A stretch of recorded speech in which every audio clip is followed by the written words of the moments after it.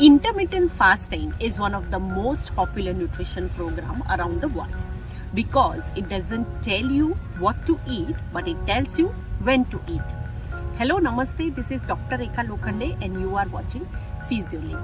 आज इस वीडियो में मैं आपके साथ शेयर करने वाली हूँ 5 तरीके जिनसे आप इंटरमिटेंट फास्टिंग कर सकते हैं. But before I start, please do follow, like and subscribe to Physiolink so that you will never miss on our latest videos.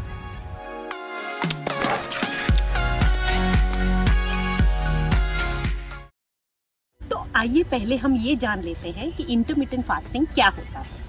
Intermittent fasting एक ईटिंग पैटर्न होता है जहां आप कुछ घंटों के लिए फास्ट रखते हैं और कुछ घंटों के लिए ही खाना खा सकते हैं. ये एक साइकिल है between periods of eating and fasting. तो बहुत सारे different types of intermittent fasting होते हैं. पहला है 16/8 रेशियो, जहां आप 16 घंटों के लिए फास्ट रखते हैं और 8 आवर्स के लिए ही ईटिंग विंडो फॉलो करते हैं. इसका अभी पूरी दुनिया में काफी प्रचलन चल रहा है. काफी तादाद में लोग इसे फॉलो कर रहे हैं क्योंकि ऐसा करने से हेल्थ से रिलेटेड काफी बेनिफिट होते हैं. इंटरमिटेंट फास्टिंग डायबिटीज के लिए बेस्ट है, ब्लड शुगर लेवल मेंटेन रहता है, वेट लॉस प्रमोट करता है, इंसुलिन रेजिस्टेंस में सेंसिटिविटी के लिए भी हेल्प करता है. इंटरमिटेंट फास्टिंग मेटाबॉलिज्म बूस्ट करता है, ब्लड प्रेशर मेंटेन करने में भी हेल्प करता है, इवन कोलेस्ट्रॉल मेंटेन करने में भी बेस्ट है.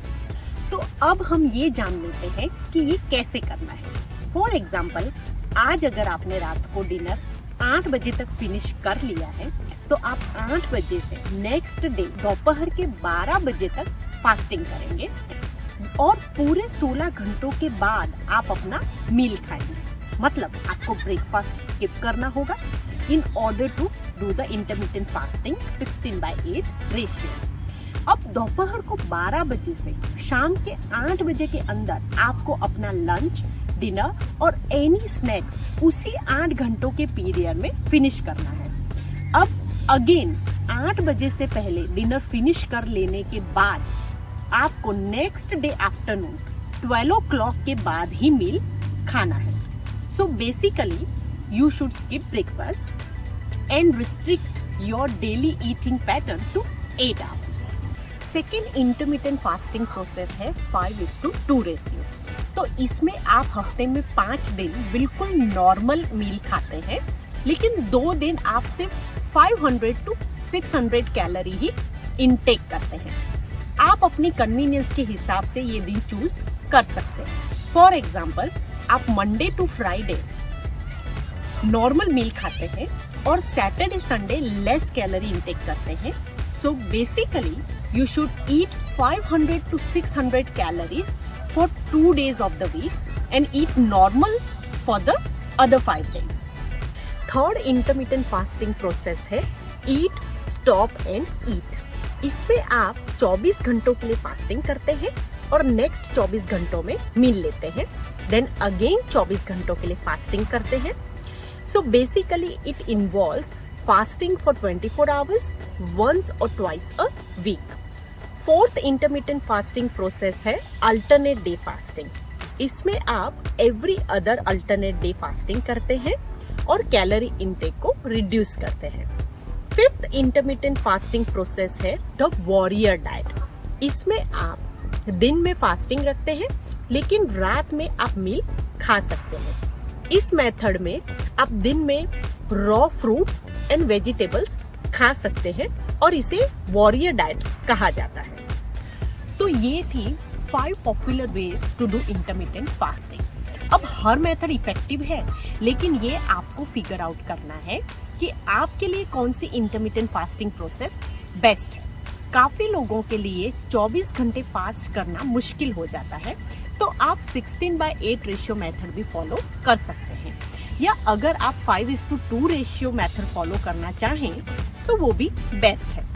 आपको अपनी डे टू डे लाइफ के हिसाब से इनमें से कोई मेथड चूज करनी है जो आप कंसिस्टेंसी के साथ फॉलो कर सकें. अब इंटरमिटेंट फास्टिंग करते वक्त आपको कुछ चीजों का काफी ध्यान रखना है, जैसे कि इंटरमिटेंट फास्टिंग के प्रोसेस करते वक्त हाइड्रेशन पे बहुत ज्यादा ध्यान देना है. दिन में आपको 3 से 4 लीटर पानी पीना है। इसके अलावा आप लेमन वाटर भी पी सकते हैं, नारियल का पानी भी पी सकते हैं, ग्रीन टी पी सकते हैं, कॉफी विदाउट मिल्क पी सकते हैं, चाय विदाउट मिल्क पी सकते हैं। जब आप इंटरमिटेंट फास्टिंग प्रोसेस को फॉलो करने लगेंगे तब हो सकता है कि शुरुआत के कुछ दिनों में आपको भूख लगे, लेकिन धीरे धीरे आपकी बॉडी का इंटरनल क्लॉक उस तरह से वर्क करने लगेगा और आप इजीली ये मेथड फॉलो कर पाएंगे। अगर मैं पर्सनल एक्सपीरियंस की बात करूं तो मुझे 16:8 रेशियो काफी कन्वीनियंट और इजी टू फॉलो लगता है। इसके रिजल्ट्स भी बेस्ट हैं और ये आपको बिल्कुल सिंपल तरीके से बिना अपनी डे टू डे की बिजी लाइफ को डिस्टर्ब किए अपने गोल्स को अचीव करने में हेल्प करता है। अब क्वेश्चन ये है कि इंटरमिटेंट फास्टिंग किसे नहीं करना चाहिए। तो प्रेग्नेंट वुमेन को इंटरमिटेंट फास्टिंग बिल्कुल नहीं करना चाहिए। लैक्टेटिंग वुमेन यानी कि जो मदर्स अपने बच्चों को दूध पिला रही हैं, उन्हें भी इंटरमिटेंट फास्टिंग बिल्कुल नहीं करना चाहिए।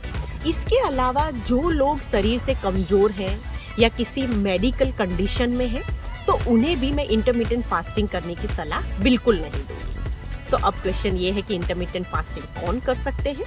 तो इंटरमिटेंट फास्टिंग वो सभी लोग कर सकते हैं जो अपना वेट लूज करना चाहते हैं, या अगर आप डायबिटिक हैं तो भी आपको इंटरमिटेंट फास्टिंग बेस्ट रिजल्ट्स देगा। हाई कोलेस्ट्रॉल है तो भी इंटरमिटेंट फास्टिंग बेस्ट है। अगर हाई ब्लड प्रेशर का प्रॉब्लम है फिर भी इंटरमिटेंट फास्टिंग आप कर सकते हैं। अगर आप वेट मेंटेन भी करना चाहते हैं तब भी इंटरमिटेंट फास्टिंग बेस्ट ऑप्शन है। अगर आप भी उन लोगों में से हैं जिनका पेट निकला हुआ है, फिर तो आपको इंटरमिटेंट फास्टिंग जरूर करनी चाहिए, क्योंकि इसके रिजल्ट्स बहुत ही बेस्ट हैं। ये आपको एक्स्ट्रा कैलोरी इनटेक करने में प्रिवेंट करता है, प्लस आपका मेटाबॉलिज्म बूस्ट करके आपके वेट लॉस प्रोग्राम को भी एनहेंस करता है। तो आज इस वीडियो में हमने शेयर किया कि इंटरमिटेंट फास्टिंग क्या होता है, कौन कौन से टाइप्स के इंटरमिटेंट फास्टिंग होते हैं, किन लोगों को इंटरमिटेंट फास्टिंग नहीं करना चाहिए और किन लोगों को इंटरमिटेंट फास्टिंग डेफिनेटली करना चाहिए। लेकिन इंटरमिटेंट फास्टिंग क्यों करना चाहिए, इसका मैंने एक पार्ट 2 बनाया है, जिसमें मैंने इसके सभी 10 एविडेंस बेस्ड इंटरमिटेंट फास्टिंग करने के बेनिफिट्स के बारे में बात की है। आप प्लीज उस वीडियो को देखना ना भूलें। अगर आपको आज का मेरा ये वीडियो नॉलेजेबल और एंजॉयबल लगा हो तो please do like, follow and subscribe to physiology. Thank you so much for watching. नमस्ते।